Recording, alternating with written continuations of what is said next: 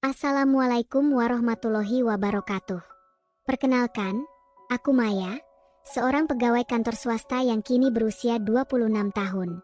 Hidupku yang dulunya tenang kini terperosok dalam kehancuran, setelah sebuah kejadian yang merenggut mahkotaku. Semua bermula dari seorang dukun cabul yang berpura-pura sebagai tukang pijat. Tanpa rasa tanggung jawab, ia melakukan perbuatan yang telah mengubah hidupku. Kini, aku merasa seperti tak lagi utuh, direnggut oleh tindakannya yang kotor dan tanpa belas kasih. Suatu pagi, aku terburu-buru menuju kantor. Waktu menunjukkan pukul 9:30, dan aku tahu sudah terlambat setengah jam. Dengan langkah cepat, aku menaiki tangga kantor. Tanpa diduga, kakinya terkilir, terasa nyeri yang membuatku terjatuh dan terpaksa terbaring di sofa. Kenapa harus begini? Pikirku dalam hati, merasa frustrasi. Temanku yang melihat kejadian itu segera mencoba menolong, mengompres kaki dengan es, memberi obat pereda nyeri, bahkan merendamkannya dalam air hangat. Semua cara sudah dicoba, namun rasa sakit itu tak kunjung hilang. Akhirnya, temanku menyarankan agar aku mencoba pijat alternatif, memberikan informasi dan alamat dari sebuah tempat pijat yang katanya bisa membantu. Aku yang sudah tak tahan dengan rasa sakit itu, mengikuti petunjuknya dan menemukan tempat pijat yang dimaksud lewat Google Maps. Sesampainya di sana, aku melihat sebuah rumah yang sepi, hanya sebuah motor yang terparkir di depan rumah itu. Dengan ragu, aku mengetuk pintu. Seorang pria parubaya menyambutku. "Waalaikumsalam, silakan masuk, Neng." Aku menjelaskan kondisi kakiku yang terkilir. Pria itu, yang memperkenalkan diri sebagai Pak Joko, mengatakan bahwa ia bisa membantu meredakan rasa sakitku. Aku mengangguk, mengikutinya masuk ke ruangan kecil di belakang rumah. Aroma minyak urut memenuhi udara, sementara meja pijat terletak di tengah ruangan. Aku berbaring dengan hati-hati, sedikit gugup. Pak Joko mulai memijat kakiku dengan lembut, namun terasa penuh tenaga. Ia menanyakan bagaimana kondisiku, dan aku merasa jauh lebih baik. "Bagus, sekarang saya akan pijat punggungmu," kata Pak Joko, dan aku pun berbalik untuk berbaring telentang. Pijatannya terasa melepaskan ketegangan yang selama ini menempel di tubuhku. Suasana menjadi lebih tenang, dan Pak Joko memberikan nasihat yang menenangkan. "Jangan terlalu membebani diri, Neng. Istirahat yang cukup dan jangan lupa untuk berolahraga." Setelah 1 jam, tubuhku terasa lebih rileks dan segar. Pak Joko mengundangku untuk melanjutkan pijat ke ruangan kecil lainnya. Ruangan itu terasa lebih sunyi dan dingin dibandingkan sebelumnya. Ada yang aneh dalam suasana itu, tetapi aku berusaha untuk mengabaikannya. Mungkin karena rasa sakit yang mulai menghilang. Aku kembali berbaring, sedikit ragu, sementara Pak Joko mulai memijat kembali. Namun, hati kecilku mulai curiga. Perasaan aneh semakin menghantui, dan aku memutuskan untuk pulang. Ketika aku beranjak untuk keluar, Pak Joko menghalangiku. "Mau kemana, Neng? Sesi pijatmu belum selesai," katanya dengan suara yang terasa dingin, bahkan mengancam. Ketakutanku semakin memuncak. Aku mencoba mendorongnya, namun Pak Joko lebih kuat. "Lepaskan aku, Pak. Ini tidak benar," teriakku panik. "Kamu tidak akan pergi sebelum melepas semua bajumu," ujarnya dengan nada yang semakin mengancam. Aku merasa terjebak dalam situasi yang mengerikan, tidak tahu harus berbuat apa. "Tolong, Pak, saya mohon." Suaraku bergetar, namun tak ada yang bisa menolongku. Dengan langkah perlahan, Pak Joko mendekat, dan aku hanya bisa menutup mata, menunggu sesuatu yang buruk terjadi. "Sudahlah, Neng, jangan takut. Minum dulu. Kamu pasti lelah," katanya sambil menyerahkan segelas air putih. Aku menatap gelas itu dengan perasaan yang campur aduk, merasa terjebak dalam pusaran yang tak dapat kuhindari. Maya meneguk air yang diberikan oleh Pak Joko, meskipun ada rasa curiga yang tak bisa ia hilangkan. Air itu terasa aneh di lidahnya, tapi haus yang mencekam membuatnya tak mampu menahan diri. Suara Pak Joko yang menenangkan, "Minum saja, Neng, kamu pasti haus," seolah memaksa tangannya untuk terus meneguk. Meskipun perasaan tidak nyaman itu terus mengganggunya, ia tak mampu menahan rasa haus yang begitu menguasai tubuhnya. Tak lama setelah meneguk air itu, kepala Maya terasa berat. Tubuhnya mulai terasa lemas, dan kantuk yang begitu mendalam mulai menyerang. "Tidurlah dulu, Neng. Jangan khawatir, Bapak akan bangunkan nanti," kata Pak Joko. Suaranya terdengar sangat tenang. Maya merasa tubuhnya begitu lelah, seakan seluruh kekuatannya menghilang begitu saja. Ia pun terlelap tanpa bisa menolak. Namun, ketika Maya terbangun beberapa jam kemudian, kepalanya terasa sakit luar biasa. Rasa takut langsung menyelimuti hatinya saat ia menyadari sesuatu yang tidak biasa. Ia mencoba untuk bangkit, tetapi tubuhnya terasa begitu berat. "Di mana aku?" gumamnya pelan, suaranya serak, penuh dengan ketakutan. Ia memandang sekitar, menyadari bahwa ia masih berada di ruangan yang sama. Namun, ruangan itu terasa berbeda, lebih gelap, lebih dingin, dan penuh dengan kesunyian yang mencekam. Maya berusaha untuk duduk, tubuhnya terasa sakit di setiap inci. Lalu, ia mencari pakaian yang biasanya ia kenakan, namun ia tak menemukannya. "Bajuku, di mana bajuku?" teriaknya panik, matanya mulai berkaca-kaca. Air mata mulai mengalir tanpa bisa dibendung, menyadari bahwa ia hanya mengenakan pakaian dalam. Kegelapan yang begitu pekat merasuki pikirannya. "Apa yang terjadi padaku? Apa yang telah dia lakukan?" pikirnya. Kenangan mulai kembali, air putih yang ia minum, rasa kantuk yang datang begitu cepat, dan akhirnya, kegelapan yang menelannya. Semua itu terputus saat ia merasakan sakit yang menjalar di tubuhnya, seakan tubuhnya dihancurkan oleh kekuatan yang tak terlihat. Maya menatap ke bawah dan menemukan dirinya begitu rapuh, begitu hancur. Ia merasa tubuhnya tercemar, rusak, dan tak bisa diperbaiki lagi.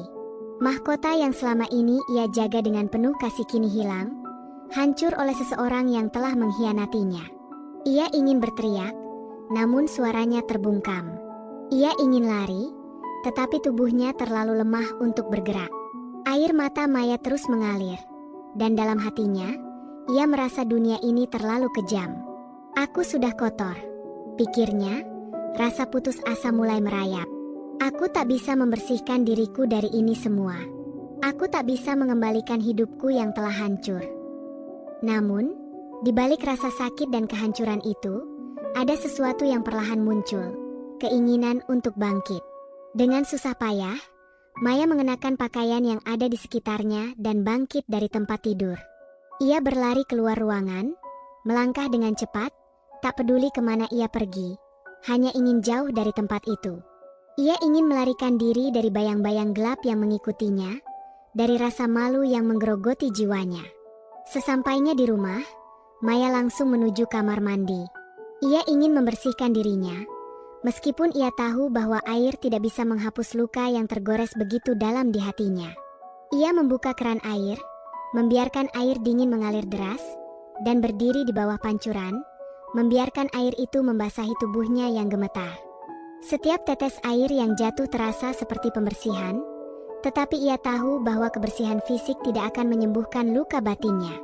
Maya menggosok tubuhnya dengan sabun, seakan berharap bisa menghapus segala kotoran yang menempel, kotoran yang tidak hanya terlihat di luar, tetapi juga di dalam dirinya. Namun, meskipun ia berusaha keras, ia merasa bahwa ia tidak akan pernah bisa sepenuhnya membersihkan dirinya. Setiap goresan di tubuhnya mengingatkannya pada kejadian yang tak bisa dilupakan, pada malam yang mengubah hidupnya. "Aku sudah tercemar. Aku tak akan pernah sama lagi," bisiknya, air mata kembali mengalir tanpa bisa dihentikan. Namun, saat ia menatap dirinya di cermin, ada satu hal yang mulai ia sadari. Meskipun ia merasa hancur, ia masih hidup. Ada secercah harapan yang mulai tumbuh di dalam hatinya. "Aku tak bisa membiarkan ini menghancurkan hidupku," pikirnya, matanya mulai memancarkan keberanian yang belum pernah ia rasakan sebelumnya. "Aku akan berjuang. Aku akan mencari keadilan." Maya tahu bahwa perjalanan ini tidak akan mudah. Luka di hatinya terlalu dalam, dan ketakutan yang terus mengikutinya akan selalu ada. Namun, Ia juga tahu bahwa ia tidak bisa membiarkan trauma itu mengendalikan hidupnya. Ia akan berjuang untuk sembuh, untuk kembali berdiri dengan kepala tegak, dan untuk menghadapi dunia yang kini terasa begitu asing. Namun tak bisa dipungkiri karena kejadian tersebut kini hidupnya berubah. Rasa takut kadang muncul tiba-tiba. Ia tak lagi berani keluar rumah sendirian, walaupun hanya untuk sekedar membeli makanan di warung depan. Pekerjaannya di kantor menjadi beban berat. Setiap kali berada di ruangan yang sunyi, ia selalu merasa diawasi. Suara langkah kaki lelaki di koridor kembali membuat Maya bergidik. Setiap bunyi langkah itu seolah menumbuhkan rasa takut yang semakin mendalam, menghantui setiap sudut pikirannya. Ia sering terlambat masuk kerja, tubuhnya lemas dan pikirannya kalut, tak mampu mengendalikan diri.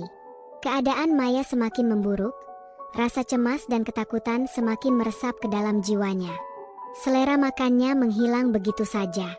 Dalam waktu singkat, tubuhnya mulai tampak kurus dan pucat, tanda-tanda ketegangan dan kepenatan yang tak terlihat oleh orang lain. Setiap hari, pusing dan lemas menghantui dirinya. Bahkan untuk berkonsentrasi, ia merasa seakan-akan pikirannya terpecah, mengambang tanpa tujuan yang jelas. Melihat betapa beratnya hari-hari yang ia jalani, Maya memutuskan untuk mengambil cuti. Beberapa minggu tanpa pekerjaan diharapkan bisa memberikan sedikit ketenangan bagi hatinya yang terluka. Ia berharap bisa meredakan trauma yang menyelubunginya, agar ia bisa kembali menjalani hidup seperti semula. Namun, takdir berkata lain. Waktu berlalu, dan keadaan Maya justru semakin memburuk. Rasa takut yang menguasainya tidak kunjung hilang. Tidur menjadi sesuatu yang sulit diraih. Setiap malam ia terjaga, dibayangi kecemasan yang tak bisa ia hindari. Tubuhnya semakin melemah, hingga akhirnya ia jatuh sakit. Ketika menemui dokter, Maya didiagnosis mengalami gangguan kecemasan dan depresi berat akibat trauma yang menggerogotinya. Kabar itu seolah menjadi pukulan telak bagi dirinya. Maya membutuhkan waktu lama untuk pulih, dan proses pemulihannya terasa sangat berat. Ia menjalani terapi, mengkonsumsi obat-obatan, berharap bisa meredakan rasa takut dan depresi yang menyelimutinya. Hari demi hari, meskipun perlahan, Maya mulai merasa sedikit perubahan. Ia belajar untuk menerima kenyataan bahwa proses penyembuhan tidaklah mudah. Namun, ia juga mulai menyadari bahwa hidup masih menyimpan banyak kemungkinan. Saat itu, teman-temannya yang penuh kasih dan perhatian terus mendukungnya, memberikan semangat yang tak pernah padam. Mereka mengajaknya untuk berlibur, mendaki gunung, dan menikmati keindahan alam terbuka. Awalnya, Maya merasa enggan. Ketakutannya begitu besar, ia merasa takut untuk keluar rumah, bahkan untuk sekadar berjalan-jalan di luar. Namun, teman-temannya tidak pernah menyerah. Mereka sabar, terus menyemangatinya, dan memaksanya untuk berinteraksi, untuk keluar dari zona nyaman yang telah terlalu lama ia bangun. Melalui kebersamaan itu, Maya mulai merasakan sebuah perubahan dalam dirinya. Ia mulai membuka hati untuk kebahagiaan yang selama ini ia tutup rapat-rapat. Di tengah perjalanan dan kesenangan, ia menyadari satu hal yang begitu penting. Hidup ini terlalu singkat untuk dihiasi dengan rasa takut yang terus menghantui. Ada begitu banyak keindahan di dunia ini yang layak untuk dinikmati. Selain itu, Maya menemukan kekuatan baru dalam dirinya. Ia mulai mendekatkan diri kepada Tuhan, merasakan kedamaian yang selama ini ia cari-cari. Ia rajin beribadah, membaca kitab suci, dan berdoa dengan tulus. Dalam setiap doa yang dipanjatkan, Maya merasa Tuhan selalu menyertainya, memberikan kekuatan yang tak terduga. Ia mulai menyadari bahwa setiap langkah yang ia ambil bukanlah tanpa arti, bahwa Tuhan selalu ada untuk memberikan petunjuk dan kekuatan dalam menghadapi segala cobaan hidup. Maya menyadari bahwa trauma yang ia alami tidak akan hilang begitu saja. Luka di hatinya mungkin akan selalu ada. Namun ia belajar untuk menerima kenyataan dan hidup berdampingan dengan rasa takut yang kini menjadi bagian dari dirinya. Ia mulai mencintai dirinya sendiri, menerima kekurangannya, dan menghargai hidup yang Tuhan berikan kepadanya. Dengan perlahan, Maya kembali menemukan semangat hidupnya. Ia mulai aktif kembali dalam pekerjaan dan kehidupan sosialnya. Ia tidak lagi takut untuk keluar rumah, tidak lagi takut untuk berinteraksi dengan orang lain. Rasa takut yang dulu menghancurkan dirinya, kini menjadi bahan bakar untuknya tumbuh dan bangkit.